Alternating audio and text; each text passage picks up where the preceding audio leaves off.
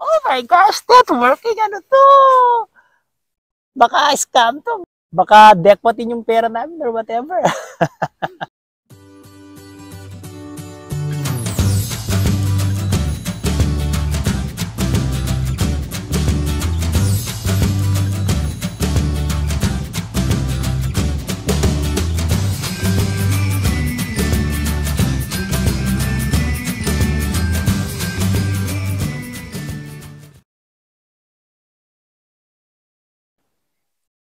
Hello. Hello guys! Welcome to Buhay Canada. Can I show you guys something? It's afternoon. It's not afternoon. It's 7 o'clock in the Sunset. evening. At Can yung I mga, show you guys something? what? At yung mga bebe is naglalaro sa playground. Hi, Rai! Say hi! Hi. Ate, what are you doing? Can I show you guys something? Sorry. What is it? Okay, come. Yan! Upo muna ako habang yung mga bebe naglalaro doon. So, maganda yung panahon ngayon. Yan, maliwalas. Malamig pa rin. Kaya naka-jacket pa rin kami. Pero yung mga bata, hindi nagja-jacket. Malakas yung katawan. Nung Saturday pala, pumunta kami sa Abbotsford. May spring run kasi yung Couples for Christ eh. So, nag-join kami sa spring run kasi si ate participant siya. And at the same time, nung papunta kami, naisip ko, magandang pag-usapan yung networking dito sa Canada. Pero bago natin pag-usapan kung ano yung ibig sabihin nun, mas maganda ipaliwanag ko muna kung ano yung mga dadaanan nyo bago nyo ma-realize kung ano yung networking. Nung dumating kami rito sa Canada, wala kaming kakilala, wala kaming kaibigan, wala kaming pamilya, so kami-kami lang. At pag darating ka rito na wala kang kamag-anak, wala kang mga kaibigan, marirealize mo na napakahirap maghanap ng trabaho. Tulad namin, nung pumunta kami rito, although immigrant kami, nung pumunta kami rito under Federal Skilled Worker, nag-apply ako sa government ng Canada as an estimator, as an engineer. Pero nung pumunta kami rito, wala naman akong company na papasukan. Kumbaga, walang naghihintay na trabaho sa akin. So, pagdating dito, back to zero ka. As in, kung paano kayo mag-apply sa Pilipinas, yung maghahanap ka ng job vacancies sa mga kumpanya, magsisearch ka sa internet, ginawa ko yun. And, minsan ka, nakakailang send ako, I think, more than 100 resume yung naisisend ko sa internet. In-hope na baka may makakita sa resume ko at may mag-take chance sa akin para i-hire ako. So, in short, mahirap talaga pagka wala kang kamag-anak dito sa Canada or wala kang mga kaibigan or wala kang mga kakilala. So, dyan pumapasok yung networking. Ano ba yung networking? Hindi to katulad ng parang scam sa Pilipinas na network, pyramiding. Hindi ito yun. Oh my goodness, who's that? Who are you? What are you doing? Say hi to everyone. What are you doing? I'm vlogging. I am making a video. Where are you going now? Okay.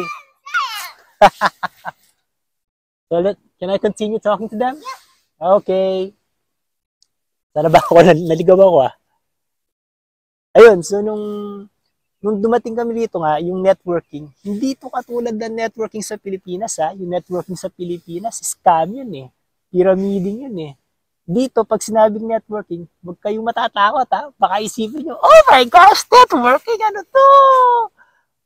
Baka scam to. Baka dekwatin yung pera namin or whatever. Ganun yung networking sa Pilipinas Pero iba yung networking dito, guys. Yung networking dito, ito yung hahanap ka ng certain group or ng mga group of people, may commonality kayo, like meron kayong shared goal or may common areas kayo of wait, the mic. Excuse me? Oh man, look what you did. I'm sorry. Wait, I have to fix the mic.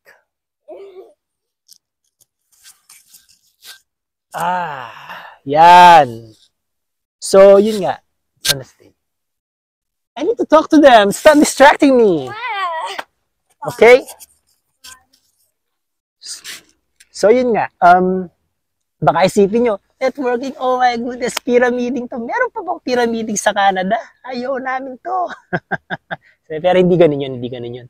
Yung networking, isa, hanap ka ng mga certain group of people na makikipag-network ka. Ibig sabihin, meron kayong common goal, common ideas, commonality, but basta something in common. And magtutulungan kayo. So kami, may kaklase kasi ako rito sa Canada. Naging kapitbahay namin siya, tumira kami sa tabing unit niya. Tapos kinaibigan namin yung mga kaibigan niya in a hope na matutulungan nila kami. Pero syempre hindi naman, kahit na may mga ganun kang kakilala, hindi naman lahat matutulungan ka kasi hindi naman lahat may alam sa...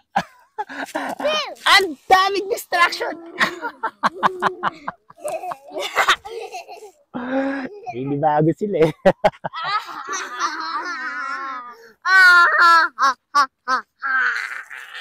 Why don't you play? Let me talk. No. Okay. I'm going to play. I'll do it. Okay. Sana ba ako? So yun nga, You were talking about a unit. networking. Networking. So yun nga, hindi Talk in naman, English, please. no, Tagalog only. Wait, Because they are in Tagalog. what? So yun nga, hindi naman lahat ng kakilala mo is may alam na trabaho, may alam na opening, may alam na job vacancy dun sa profession mo. So hindi ka rin nila matutulungan. Pero the point is, dapat maghanap ka pa rin ng mga ka-network mo. So kami, yun nga, yung mga kaibigan ng klase ko, kinaibigan din namin. And at the same time, nagsisimba kami sa church, may mga nakilala kaming mga people doon.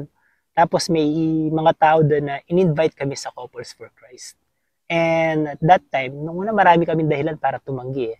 Pero eventually na-realize namin, kailangan namin ng magkaroon ng mga kaibigan dito, out ng mas malawak na network.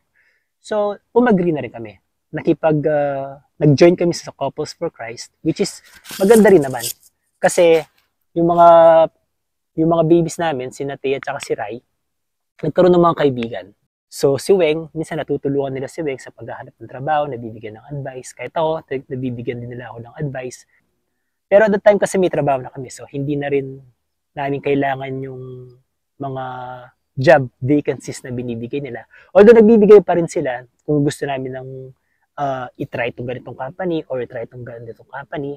Pero ako kasi satisfied na ako sa company ko, yes, kaya hindi na ako naghahanap. So yun, ganun yung networking dito. Hahanap ka ng community mo na meron kayong shared goals or ideas, or hahanap ka ng mga ka-network mo tulad sa Couples for Christ. May mga tatay doon na mahilig mag-basketball. Mahilig ako mag-basketball. So it's more than just a professional relationship. Pwede rin yan, it's more of a friendship na rin. So nagbubuo ng friendship sa mga kapwa mo Pilipino.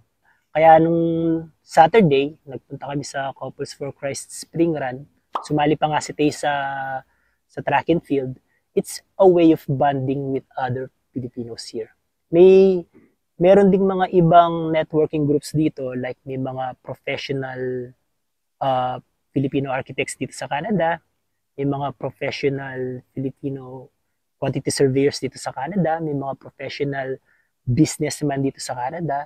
So, kung ano yung cup of tea mo, kung ano yung gusto mong, kung ano yung swak sa panlasa mo, edi salihan mo yung mga grupo na yon as a way of expanding your network.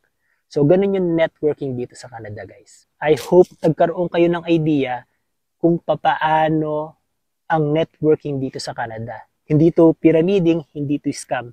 Ito yung pagdating mo sa Canada, hahanap ka ng mga group of people na pwede nyo maging community, pwede nyo maging kaibigan para matulungan kayo in other areas. Hindi lang naman sa trabaho Kahit sa mga problema sa pang-araw-araw, like mga gamit, kulang na gamit, tutulungan ka nila, magbibigay sila ng mga excess na gamit nila. And pag matagal na kayo rito at may mga kaibigan naman kayo na bago rin sa Canada, try nyo rin silang i-invite sa network nyo. Para sila rin, tulad nyo, nung bago-bago kayo, lumawak din yung mga ka-network nila dito sa Canada. So, that's it guys. I hope kahit paano may natutunan kayo sa shinare kung bago ngayon about networking. And don't forget to subscribe to our channel, ha. Mapuntahan nga yung mga baby ko. Basta subscribe to our channel. Nasaan na sila? Hey, Rai Rai! What you doing?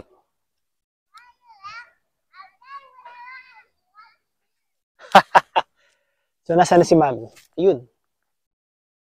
So, there you go, guys. Huwag niyong kakalimutan mag-subscribe. Until again, dito sa Buhay Canada. Bye!